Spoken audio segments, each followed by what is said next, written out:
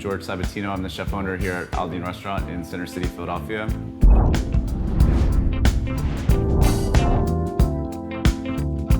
We do contemporary American cuisine, for lack of a better term. Really, it's ingredient focused and ingredient driven.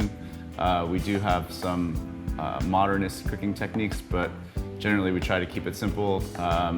Really high standards of cooking in a really nice, relaxed atmosphere. My background is I grew up playing music, and when I realized I wasn't going to be a rock star, I found cooking. I went to culinary school for about a month and realized it wasn't for me, and then just kind of showed up to every kitchen, whether it was good or bad, with a notebook and wrote everything down, you know? So the current food scene in Philadelphia is like, I guess the best way to describe it is flourishing. There's like 50 new fucking restaurants opening every season. I think a lot of chefs kind of go and travel, and you know, it's like the deal is like you go to Chicago or New York and work for big name chefs, and I never did that. I kind of got fortunate. I did Mexican first, and then modern Indian food, and then Barbuto was Mediterranean. So yeah, I've cooked here my entire time. We always kind of had the plan of doing something on our own, my wife and I, and that is Aldine. The menu here is divided right now into 3 parts. The first courses are always cold, sometimes raw, or just like lightly cooked and marinated. Second courses are warm to cold, and then third courses are kind of your more traditional, what you would expect from an entree, right? And vegetable dishes are always vegetarian. We can always accommodate like gluten-free or vegan or any of this, but I think pretty early on in my cooking, I fell in love with cooking vegetables, and I never like to rely on meat to make them taste good, you know? So we try to keep it really focused. The dish I'm gonna prepare today is an oyster dish. It's garnished with some Tarragon Granita or Tarragon ice, right?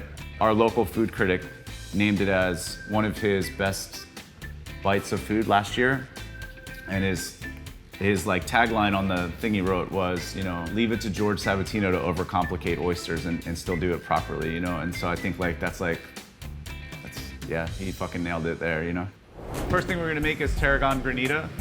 So we have tarragon that's been picked, parsley that's been picked, and then water and sugar. Really quick blanch and shock situation. You wanna try to get as much water out as possible.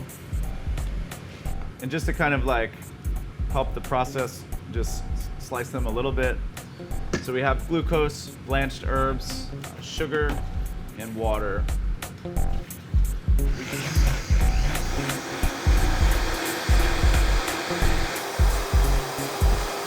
Once you have your base made, I like to lay it as flat as possible. As you can see, it doesn't come up very high on the sides. At this point, you just treat it like any granita. So basically, put it in the freezer. Starting in about a half an hour from now, you take just a fork and with the tines, just kind of scrape it up. I would say total time about 4 hours of that, and you end up with a really nice fluffy granita, which I'll show you guys in just a moment. For me, especially with this dish where the granita is a little bit sweet, I like really briny East Coast oysters.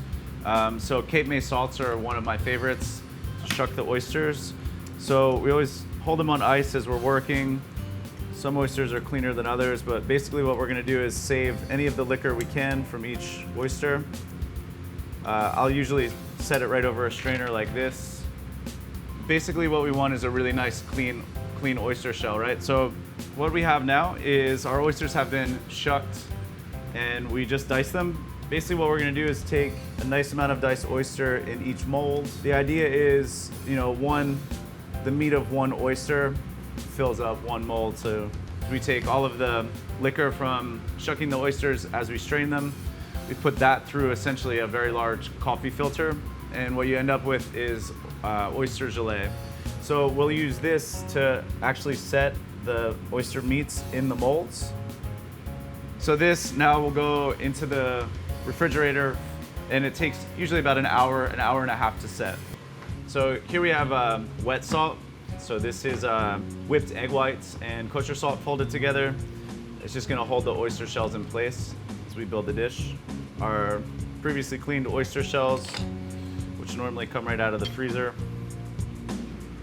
Here we have sherry mignonette that we have seasoned with a little bit of shallot and fresh chili and black pepper and bay leaf.